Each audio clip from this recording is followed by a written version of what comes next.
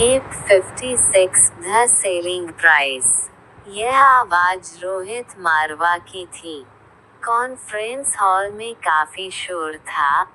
काफी लोग अलग अलग ग्रुप्स में एक दूसरे के साथ बातें कर रहे थे, मगर रोहित की गहरी आवाज सुनते ही आसपास के 2-3 ग्रुप बात करते हुए रुक गए और रोहित की ओर देखने लगे। मेडिकल इंडस्ट्री के काफी लोग रोहित को चेहरे से नहीं जानते थे, मगर सब रोहित को और उसके खानदान को बहुत अच्छी तरीके से जानते थे। मारवा ग्रुप ऑफ इंडस्ट्रीज का हेड आए दिन किसी न किसी न्यूज़पेपर में या सोशल मीडिया में किसी बात को लेकर इंटरव्यू देता रहता था, और इसी वजह से रोहित न सिर्फ एक बिजनेसमैन बल्कि एक पब्लिक फिगर भी बन चुका था।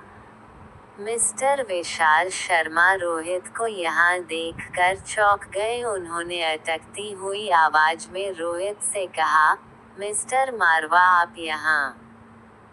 So nice to meet you. Well, I am the Deputy President of Traditional Medicines Association.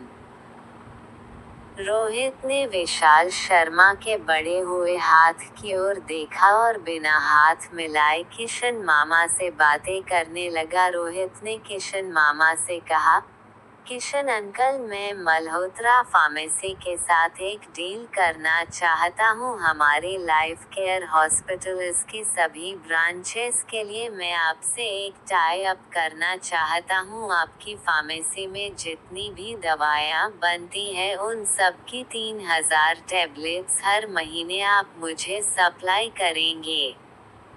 आसपास खड़े लोग इतना बड़ा ऑर्डर सुनकर हैरान हो गए थे। हर प्रोडक्ट की 3000 टैबलेट डूबती हुई मल्होत्रा फार्मेसी को बचाने के लिए ये ऑर्डर काफी था। रोहित का ये कदम मल्होत्रा फार्मेसी को मार्केट में फिर से खड़ा कर सकता था, मगर रोहित ने ये डिसीजन सिर्फ इमोशनल होकर नहीं लिया था।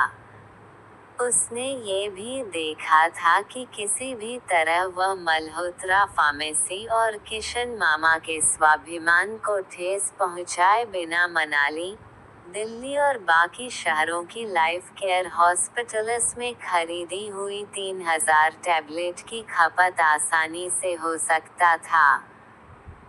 इस तरह रोहित का यह फैसला अपनी हॉस्पिटल और मल्होत्रा फार्मेसी दोनों के हित में था। किशन मामा और अंजलि मामी एक दूसरे को देखने लगे। उन्हें इस वक्त समझ नहीं आ रहा था कि वह रोहित को किस तरह थैंक्स कहे। उन्हें ये पता था कि रोहित ने इस ऑर्डर से न सिर्फ मल्होत्रा फार्मेसी डूबने से बचाया, बल्कि मल्होत्रा फार्मेसी के लिए काम करने वाले कई मजदूर और स्टाफ के लिए भी यह ऑर्डर एक वरदान साबित हो सकता था। किशन मामा ने एक प्रोफेशनल की तरह रोहित से हाथ मिलाते हुए कहा, तुम्हारे साथ बिजनेस करके मेरी और मेरी फार्मेसी की शान बढ़ेगी। It will be an honour. एक बात की प्रॉमिस करता हूँ रोहित, मैं तुम्हें हर दवाई कम से कम कीमत में अच्छी सी अच्छी क्वालिटी में प्रोवाइड करने की कोशिश करूँगा। रोहित ने किशन मामा के साथ हाथ मिलाते हुए उनसे कहा, मुझे आपसे यही उम्मीद है और मैं जानता हूँ कि मल्होत्रा फार्मेसी अपने कहे पर हमेशा खरी उतरती है। फिर रोहित ने चिराग से कहा, चिराग, मल्होत्रा फार्मेसी के साथ मेरी इस डील को लीगल कॉन्ट्रैक्ट बनाकर उस पर हम दोनों की सिग्नेचर ले लो, जितनी जल्दी हो सके उतनी जल्दी।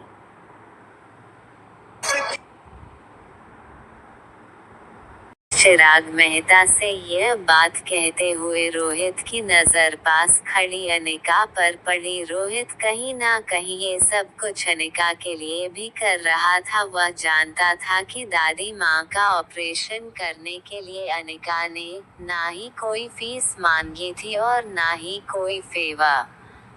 मल्होत्रा फार्मेसी को यह ऑर्डर देकर कहीं ना कहीं रोहित अनिका के किए एहसान का बदला चुकाना चाहता था।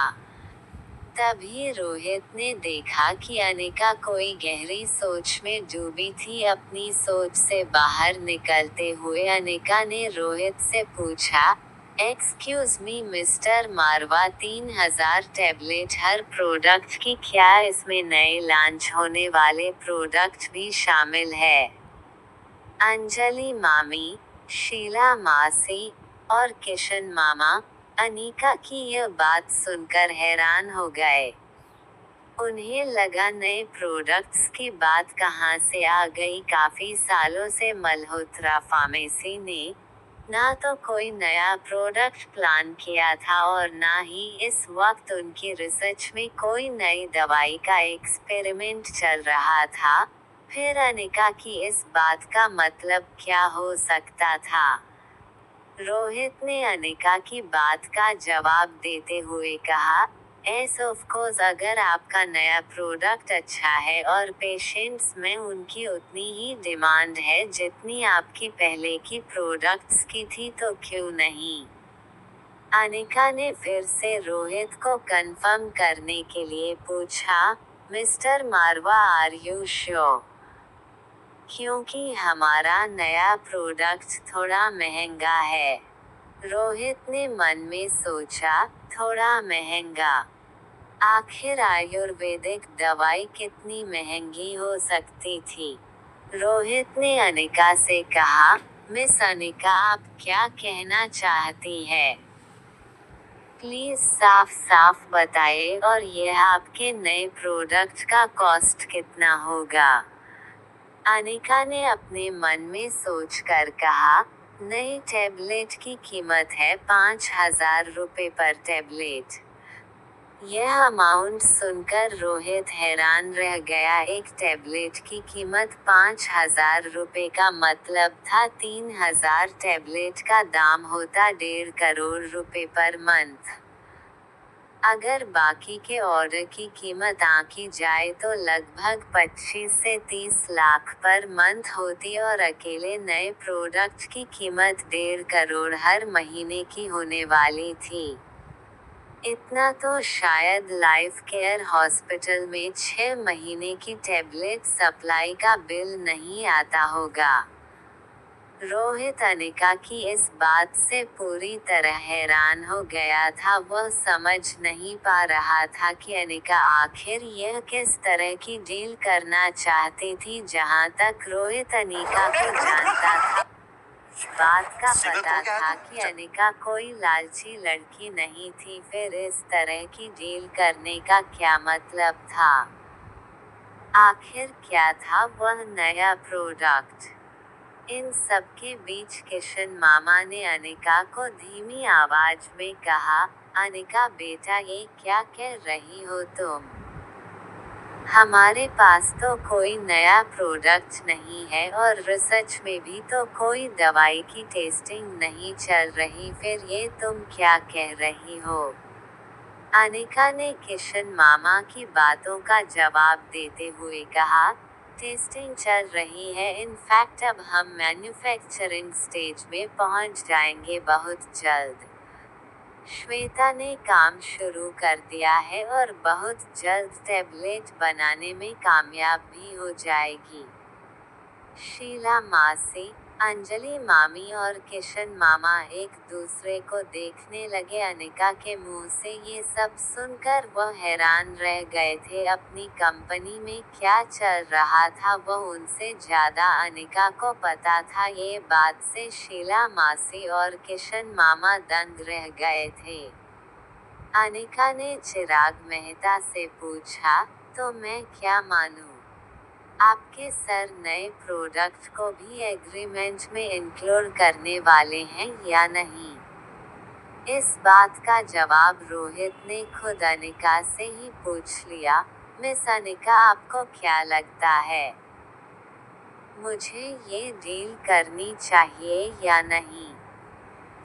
टैबलेट की प्राइस बताने से पहले अनिका ने अपनी रिसर्च कर रखी थी। उसे पता था कि अगर अमृत टैबलेट्स कल्याण शास्त्री की फार्मेसी मार्केट में लॉन्च कर भी देती तो उसका मैन्युफैक्चरिंग कॉस्ट काफ़ी ज़्यादा होता। वह जिस मेथड से दवाई बनाना चाहते थे वह थोड़ी पुरानी थी और उस मेथड से एक गोली की कॉस्ट प्राइस कल्याण फार्मेसी को कम से कम 8 से 9,000 रुपये पड़ने वाली थी और मार्केट तक आते आते उसकी कीमत कम से कम 18 से 20,000 होने वाली थी।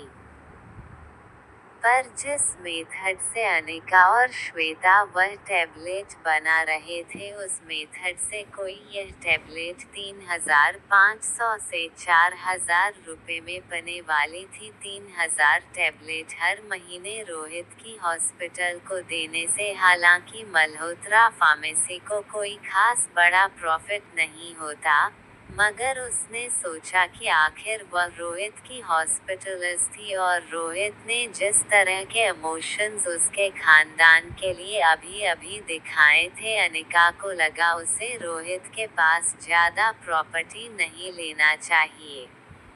आखिर वो उसके बच्चों का बाप था। जैसे ही ये ख्याल अनिका के दिमाग में आया, अनिका ने अपने मन को शांत किया और रोहित को जवाब देते हुए कहा, जी हाँ mister Marwa, I think it's a good deal. Kishan मामा ने अनिका की बात को काटते हुए रोहित से कहा, रोहित बेटा माफ करना, अनिका अभी बहुत छोटी है, तुम उसकी बातों का बुरा मत मानना। हमारी पहली वाली डील बहुत अच्छी है, इसके बारे में हम बाद में बात करेंगे, अभी कोई डिसीजन लेना सही नहीं होगा।